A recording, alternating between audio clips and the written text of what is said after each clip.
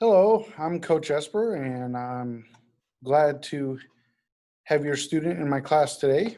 I'm going to go ahead and tell you a little bit about myself and a little bit about our 8th grade ELA. So welcome to 8th grade Advanced ELA. My name is Paul Esper, and I am a graduate of UMHB. This is my first official year as a teacher. I am also a veteran of the United States Army. I served in the Military Police Corps. And I happen to be a huge Notre Dame fan, so please don't hold that against me if you are a rival. Here's my contact info. If you ever need to get a hold of me, you can reach me at paul.esper@bisd.net. Also in Schoology, you can find a great deal of information on Schoology. I have office hours posted from 9:45 to 10:45 in the morning every day. There's a Zoom link that's on Schoology that you can actually click to access that actual Zoom meeting. If you need to try to set something up outside of those hours, though, if you could just shoot me an email at the email listed there, I would greatly appreciate it. So we have a lot of things that we're going to cover in our class. These are just a few things that we will actually get to experience in our advanced ELA class. We'll be doing personal memoirs. We'll have dystopian book clubs. We'll be doing historical fiction, a little bit of drama. We'll be reading some plays. We'll be writing position papers, and we'll be tapping into the power of fiction, what it's like to have a great imagination.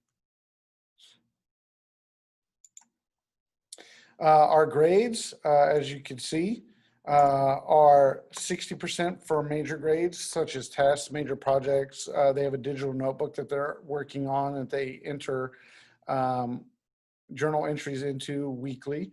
Everybody's doing extremely well with that. We also have minor grades, which make up 40% of the grade, which are warm-ups, daily work, discussion boards, and homework.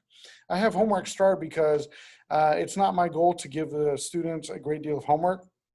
In most occasions, it'll be work that could not have been completed in class, but a few of the projects will require at homework.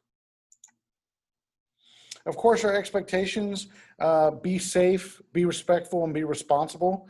It's very important, especially now with the online environment, that we follow these guidelines. As you can see there, virtual meeting expectations. Those are the expectations we have for all the students that are joining us virtually. And it's important that all the students do log in and complete the work in a timely manner. I do have Zooms running live concurrently with the class that is actively engaging with me. So I hope the students will find time to get on and be a part of that. I'm able to answer a lot of questions that are in regards to the lessons that I planned for that day. And the students don't have to wait for me to have an open time to respond back to them in regards to the virtual meeting. So if you guys are having any difficulties with your technology, internet's not that great or anything like that, just reach out to me through an email and we can work through it together to make everything good for the student, and so they're not stressed out about having the assignments turned in. This is a difficult time for all of us, and we will practice patience and kindness in this classroom. And with all things in perspective, hopefully things will change back before too long. I'm going to go ahead and show you a short video on a classroom and what it looks like, and I hope that you like it. It's very short.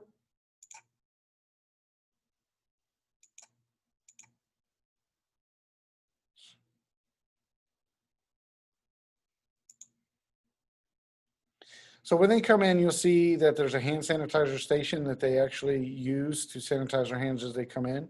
Expectations are written clearly on the board. The desks are spaced quite as far apart as I can get with as many students that I have in my class. I have my big screen TV back there so I can see all of the participants in the Zoom meeting. My class library is back there in the corner.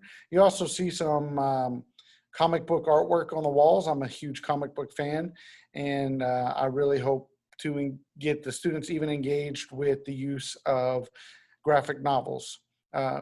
Hopefully that'll help build on their reading. Well, it was a great opportunity for me to get to know you and for you to get to know me. Again, if you have any questions, feel free to reach out. Look forward to speaking with you.